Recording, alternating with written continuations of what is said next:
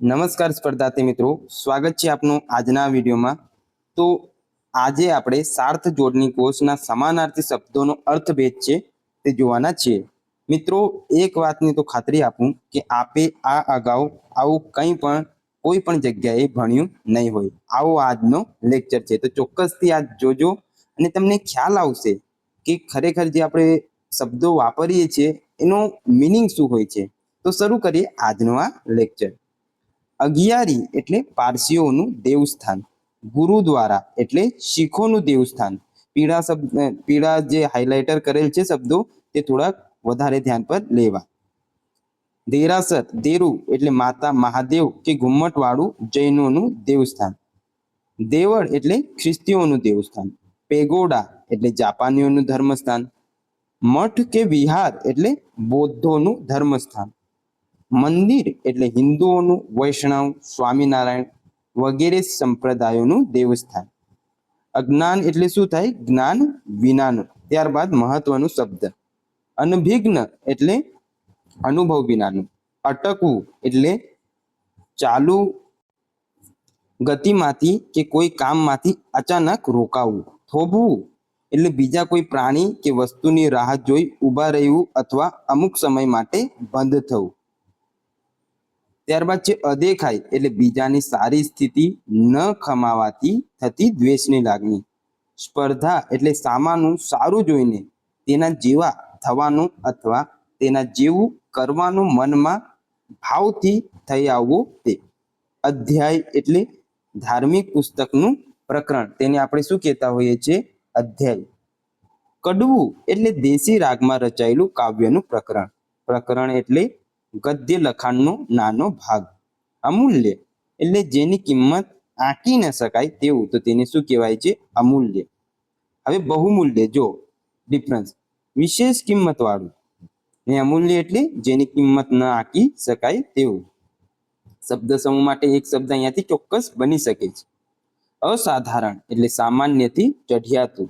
અવસર એટલે કાળની સાથે જોડાયેલ ઉપયોગી કે જરૂરનો કાર્યપ્રસંગ।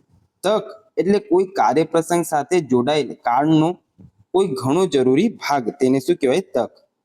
વખત એટલે કાળ કે તેનો કોઈ ભાગ, તેને વખત કહેવાય। આ ત્રણ શબ્દો હવે તમે જોઈ શકો છો કે કેટલું એમાં ડિફરન્સ છે। અવસર એટલે કાળની સાથે જોડાયેલ ઉપયોગી કે જરૂરનો કાર્યપ્રસંગ। તક એટલે એનો અલગ અર્થ, ને વખત એટલે અલગ અર્થ થાય છે। તો આવું તમારે થોડુંક ધ્યાન પર લેવું। ત્યારબાદ આગળ જોઈએ, અશક્ય ન બની શકે તેવું વ્યવહારમાં। અસંભવિત એટલે ન હોઈ શકે તેવું કલ્પનામાં, ને આ વ્યવહારમાં। અશક્ય વ્યવહારમાં વપરાય ને અસંભવિત એ આપણે કલ્પના જ કરતા રહીએ। અસ્ત્ર એટલે ફેંકવાનું હથિયાર, છૂટું। અ પરથી આકાશ યાદ રાખવાનું, આકાશ પરથી આપણે ફેંકીએ તો ક્યાં જાય? આકાશમાં, તો એવી રીતે યાદ રાખવાનું। શસ્ત્ર એટલે હાથમાં પકડીને મારવાનું હથિયાર, વાઢવાનું। ત્યારબાદ છે એજન એટલે એજ, ઉપર પ્રમાણે। સદરહુ એટલે આગળ જણાવેલું, પૂર્વોક્ત। ઓજાર એટલે કારીગરના કામના સાધન, એને ઓજાર કહેવાય। હથિયાર એટલે સૈનિકના લડવાના સાધન। અહંકાર એટલે પોતાની જીતને મોટી સમજવી તે, તેને શું કહેવાય? અહંકાર। અભિમાન એટલે પોતાને મોટા માની બીજાને તુચ્છ કારથી જોવું તે। ગર્વ એટલે રૂપ, ધન, કુળ વગેરેનું અભિમાન, તેને શું કહેવાય છે? ગર્વ। અહેવાલ અથવા હેવાલ એટલે કાર્યનું વિગતે વર્ણન। વૃત્તાંત એટલે બનાવની હકીકતનો યથાતથ ખ્યાલ, તેને શું કહેવાય? વૃત્તાંત। સરવાવું એટલે આખા વર્ષના હિસાબનું તારણ, તેને સરવાવું કે સરવૈયું કહેવાય। વેગળું તો જે આપણાથી દૂર હોય ને દૂર રહે તે, તેને શું કહેવાય? વેગળું। અંત એટલે સમાપ્તિ કે નાશનો વખત। છેડો એટલે દેખાતી લાંબી ચીજનો છેવાડાનો ભાગ, તેને શું કહેવાય? છેડો। આખું એટલે ભાંગ્યું ન હોય તેવું, તો તેને શું કહેવાય? આખું। બધું એટલે જેમાંથી કંઈ પણ લેવાયું નથી તે પૂરેપૂરું, તો તેને શું કહેવાય? બધું। આ બધા પીળા કલરથી જે શબ્દોને હાઇલાઇટ કરેલ છે એ થોડાક તમારે વધારે ધ્યાન પર લેવા, વારે ઘરે આ કેવું પડે છે પણ એ મહત્વના શબ્દો છે। કથા એટલે ઈશ્વર કે ધર્મ સંબંધી ભાષણ, કીર્તન કે કહાણી રૂપે રજૂ થતી વાર્તા. આપઘાત એટલે પોતે કરેલી પોતાની હત્યા, એને આત્મહત્યા પણ આપણે કહેતા હોઈએ છીએ. ખૂન એટલે અકુદરતી રીતે નિપજાવેલું મરણ. મરણ એટલે કુદરતી રીતે પ્રાણનું શરીરમાંથી ચાલ્યા જવું તે. આબોહવા એટલે હવા અને પાણી. વાતાવરણ એટલે પૃથ્વીને વીંટળાઈને રહેલું વાયુનું આવરણ, તો તેને શું કહેવાય છે? વાતાવરણ. આભાર એટલે કંઈ કર્યું હોય તેના તરફ મહેરબાનીની લાગણી, તો તેને કહેવાય આભાર. ઉપકાર એટલે કોઈના ઉપર બતાવેલી મહેરબાની, તો તેને શું કહેવાય? ઉપકાર. નિમંત્રણ એટલે બોલાવવું તે. બહેન ભાણેજ સિવાય બીજા કોઈથી પાછું ન ઠેલી શકાય, પાછું ઠેલનારને અમુક પ્રકારના પાપ લાગે, તેને કહેવાય નિમંત્રણ. આવવું એટલે પ્રવેશ કરવો, જવુંથી ઉલટા અર્થમાં. પધારવું એટલે પ્રવેશ કરવું, માન સૂચક રીતે. આસક્ત એટલે જેના પ્રત્યે પ્રેમ હોય તે પુરુષ, એને પ્રિયતમ પણ કહેવાય. માસુક એટલે જેના પ્રત્યે પ્રેમ હોય તે સ્ત્રી, તેને આપણે પ્રિયતમા કહેતા હોય છે. આડ એટલે કોઈ પણ અયોગ્ય કે અઘટિત કામનો મોટે ભાગે નીતિ સંબંધી આરોપ. તહોમત એટલે કાયદા મુજબ ગુનો ગણી શકાય એવા કૃત્યનો મોટે ભાગે સામાજિક આરોપ. ત્યારબાદ આગળ જોઈએ, આળસુ એટલે જેને કામ કરવાનું દિલ જ થાય નહીં તે. એદી એટલે જેનામાં ઘણી સુસ્તી હોય તે. ઈચ્છા એટલે વિચાર કે વિવેક યુક્ત ચાહના. મરજી એટલે પ્રાસંગિક ઈચ્છા કે મનનો ક્ષણિક તરંગ, તેને મરજી કહેવાય. ઉઘાડું એટલે ઢાંક્યા કે વાસ્યા વિનાનું. ખુલ્લું તો નરી આંખે દેખાય તેવું, તેને ખુલ્લું કહેવાય. નાગું એટલે વસ્ત્ર વિનાનું, બેશરમ. ઉડાઉપણું એટલે ઘણા ખર્ચમાં બગાડની પરવા કર્યા વિના થતું કામ, તેને કહેવાય ઉડાઉપણું. કરકસર એટલે થોડા ખર્ચમાં અને ઓછા બગાડથી થતું કામ, તેને શું કહેવાય? કરકસર.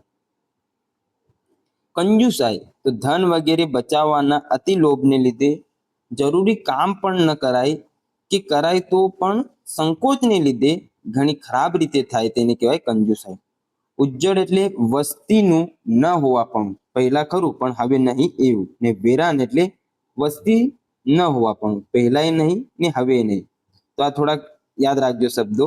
જો ઉજ્જડ એટલે પહેલા વસ્તી હતી પણ હવે નહીં, ને વેરાન એટલે પહેલાથી જ વસ્તી ન હોય તે. ત્યારબાદ છે ઉજળું એટલે સફેદ ચળકતું મેલ વિનાનું. ગોરું એટલે સફેદ અથવા લાલ રંગના મિશ્રણથી જે રંગ થાય તેવા રંગના અંગવાળું. ધોળું એટલે ફીક્કું, સફેદ તો ખરું પણ કંઈક. ઊનું એટલે કૃત્રિમ ગરમીથી ગરમ થયેલું. ત્યારબાદ છે ગરમ એટલે સ્વાભાવિક તેમજ કૃત્રિમ એમ કોઈ પણ ગરમીથી તપેલું. ઉપજ એટલે ઉત્પન્ન, પેદાશ, આવક, મળતર કે નફો. નિપજ એટલે નિષ્પન્ન, પેદાશ. ઊંઘ તૂટું એટલે ઊંઘમાં ભરાયેલું. ઊંઘણસી એટલે ઊંઘ્યા કરવાની ટેવ વાળું. ઓછું એટલે પૂરું નહીં પણ થોડાથી વધુ, વધુથી ઉલટા અર્થમાં. થોડું એટલે જરાક, ઘણુંથી ઉલટા અર્થમાં. ઓળો એટલે પ્રકાશમાં પડતી વસ્તુની છાયા. પડછાયો એટલે પ્રકાશમાં અંધકાર રૂપે દેખાતી વસ્તુ કે વ્યક્તિની છાયા. કરવું એટલે વિચારથી હર કોઈ જાતની ક્રિયા કરવી તે. બનાવવું એટલે કઈ રચના કરવી કે ઘાટ ઘડવો કે કોઈ રૂપમાં લાવી મૂકવું. કવાયત એટલે પદ્ધતિસરની તાલીમ, મોટે ભાગે લશ્કરી પરેડ. તાલીમ એટલે સામાન્ય અભ્યાસ કે મહાવરા માટે કરાતી કસરત. કહેવું એટલે કંઈક કથન કરવું, પોતે બીજાને સંબોધવું તે. બોલવું એટલે વાચા શક્તિ ખોલવી, પોતે પોતાને કે બીજાને સંબોધવું. કાણું એટલે મોટું બાકું. છિદ્ર એટલે ઝીણું બાકું એમ. કાફલો તો વેપાર, રોજગાર કે એવા જ કોઈ બીજા કામ માટે જતો માનવ સમુદાય, ગાડી, ઊંટ, વાહન વગેરે દ્વારા જે જતા હોય તે. સંઘ એટલે યાત્રાળુઓ, ભિક્ષુકો કે રાષ્ટ્રોનો સંઘ નીકળતો હોય છે. કિલ્લો એટલે દુશ્મનોનો હલ્લો ખાડવા તેમજ લશ્કરી સરંજામ રાખવા રાખવા વખત આવે શત્રુઓનો મોદરોને સામનો કરી શકાય તેવી શહેર કે ઊંચી જગ્યા પર દિવાલ કરી બુરજ મોરચા વગેરેની રચના, તો તેને કહેવાય કિલ્લો. કોટ એટલે ચોર, લૂંટારા કે દુશ્મનોથી બચવા માટે કરેલી ગામ, કસ્બા કે શહેર આજુબાજુની માટીની કે ઈંટ, માટી અને ચૂનાની દિવાલ. મદદ એટલે કોઈ કામમાં કોઈને ઉપયોગી થવું તે.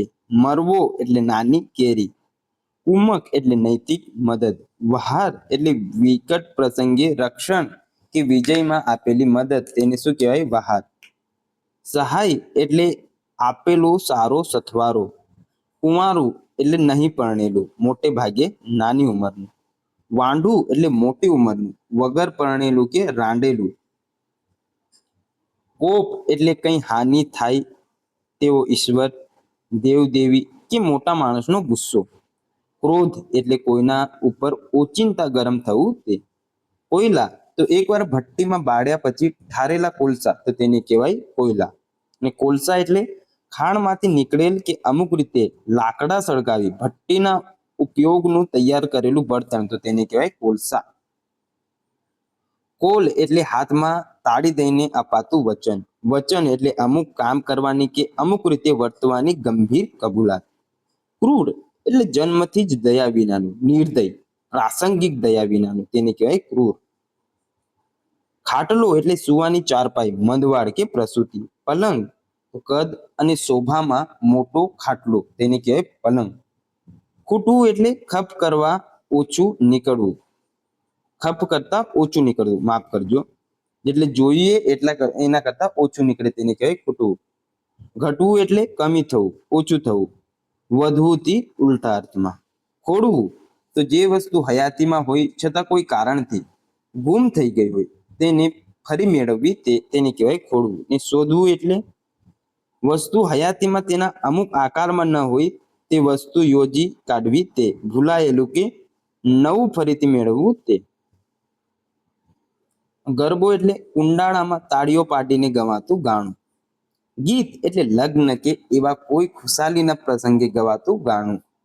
ગાયન એટલે ગાળું, કાવ્ય નહીં પણ કેવળ. ગંધ એટલે સારી કે નરસી વાસ.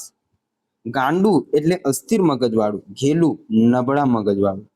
ગુનો તો મોટો વાંક, શિક્ષા કરવા જોઈએ. વાંક એટલે કોઈ કામ અવળી કે ખોટી રીતે કરવું તે.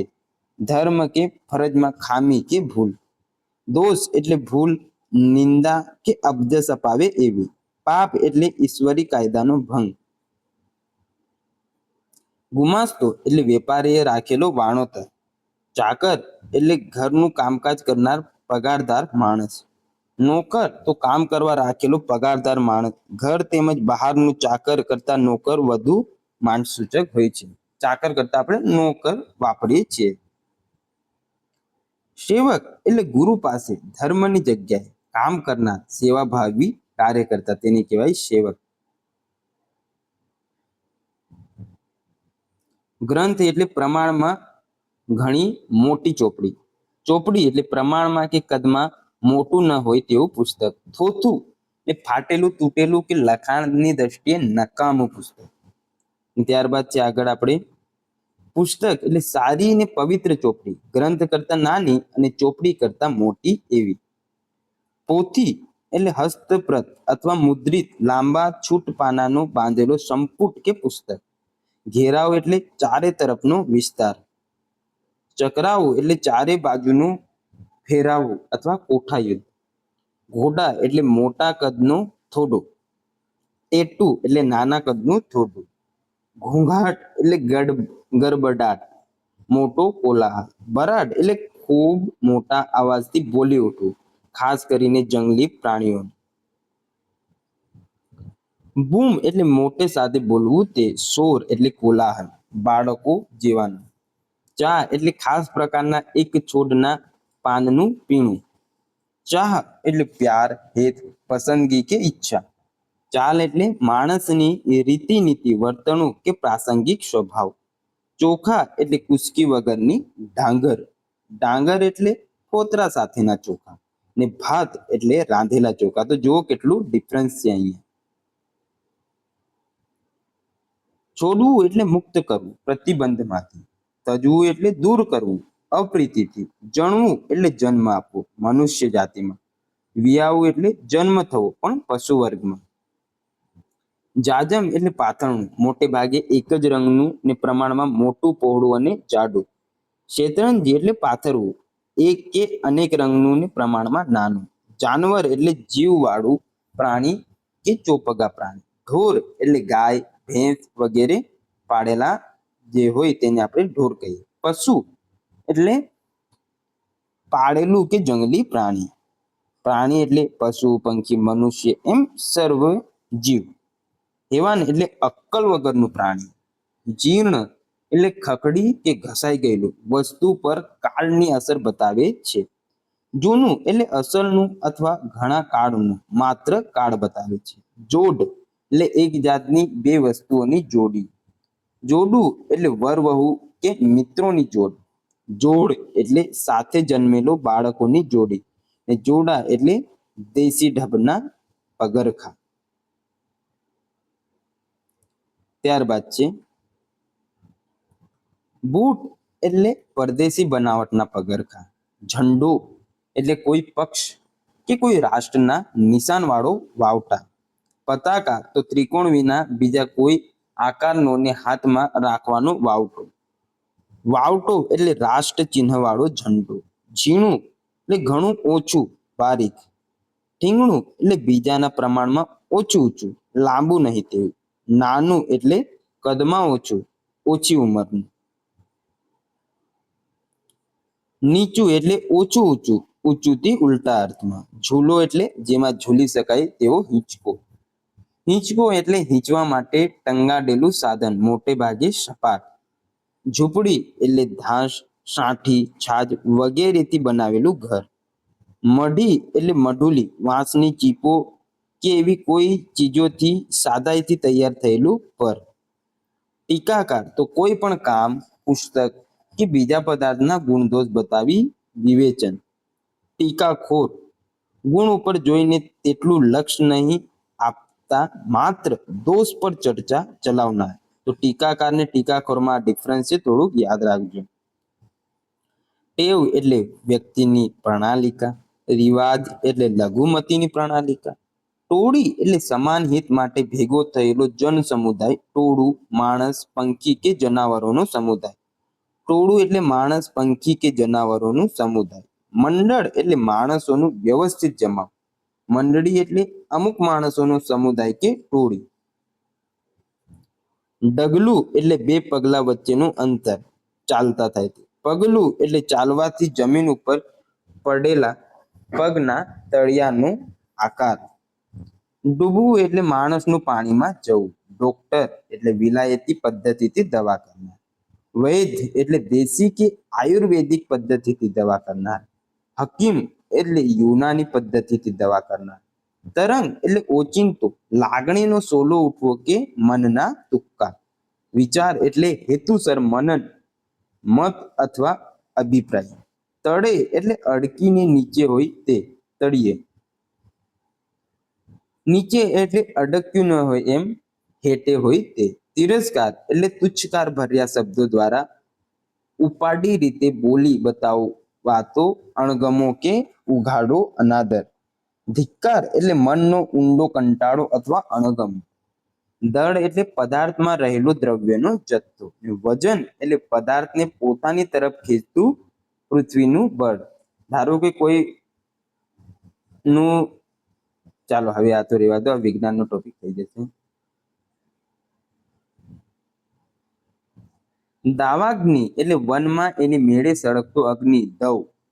વડવાગ્નિ એટલે સમુદ્રમાં રહેલો અગ્નિ. મુઠરાગ્નિ એટલે ખાધેલું પચાવનારો જઠરનો અગ્નિ. દિલગીરી એટલે મનની થોડા પ્રમાણની ઉદાસીનતા. શોક એટલે મનની મોટા પ્રમાણની ઉદાસીનતા. દોડવું એટલે ઘણી ઝડપથી જવું, કૂદને પગલે. ધાવવું એટલે દોડવું, મદદ કરવા. નાસવું એટલે ભય અથવા બીકથી ઝડપથી જવું. પંજીયું એટલે પાંચ હાથનું ને ટૂંકા પનાનું કેળથી પહેરવાનું વસ્ત્ર. નફો એટલે વેપારમાં ખર્ચ, ખરાજાત વગેરે જતા બાકી રહેતી કમાણ. ફાયદો એટલે કોઈ પણ કામના બદલામાં મળેલું સારું ફળ. નિર્બળ એટલે બળ વગરનું, દુર્બળ. નબળું એટલે કમજોર, અશક્ય કે હીણું. નામીચું એટલે જાણીતું, નામચીન મોટે ભાગે ખરાબ રીતે. ફેર એટલે બે વસ્તુ વચ્ચેનું તફાવત. ફેરફાર એટલે અદલા બદલી. ફેરવવું એટલે થોડો ઘણો ફેરફાર કરવું. બદલવું એટલે પૂરેપૂરો બદલવું, ફેરફાર કરી દેવો એમ. બળવું એટલે ગરમી અને તાપની સામાન્ય અસર થઈ. લાગવું એટલે અગ્નિનું જોર અને વિસ્તાર વધી બળી ઉઠવું. સળગવું એટલે જલ્દીથી ભડકો થઈ બળી ઉઠવું. બોજો એટલે લદાયેલું વજન. ભાર એટલે કુદરતી વજન. ભણવું એટલે જાણવું, જ્ઞાન મેળવવું. શીખવું એટલે પ્રેમથી આવડે તેમ જાણવું. ભવન એટલે રહેઠાણ કે મકાન. ભુવન એટલે જગત અથવા લોક. ભિક્ષુ એટલે દાન, ઇનામ ઉપર માનપૂર્વક નભનાર.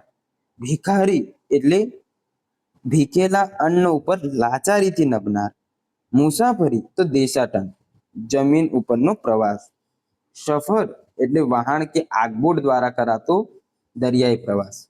પર્યટન એટલે સહેલ કે મજા માટે કરેલ પ્રવાસ, કોઈ આયોજનમાં જોડાઈ કરેલી મુસાફરી.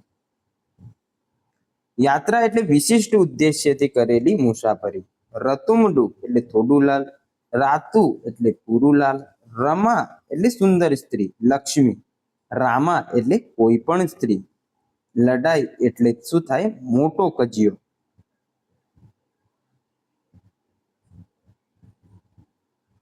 ઝઘડો એટલે ઉગ્ર શબ્દો કે મારામારીની આપલે વાળો બનાવ. વઢવાડ એટલે સામાન્ય કજિયો. યુદ્ધ અત્યારે ચાલે તે લડાઈથી મોટો કજિયો.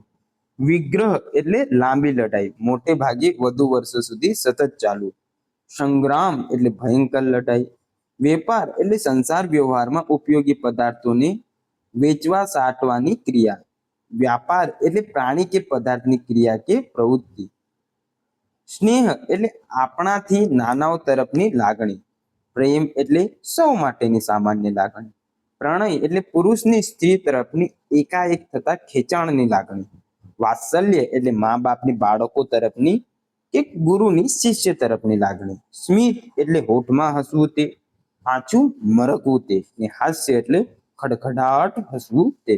તો મિત્રો, આપણા તમામ સમાનાર્થી અહીંયા પૂર્ણ થાય છે. આનો એક મેગા લેક્ચર આપણે બનાવીને એ પણ મૂકીશું. મળીએ નવા લેક્ચરમાં, ત્યાં સુધી જોડાયેલા રહો.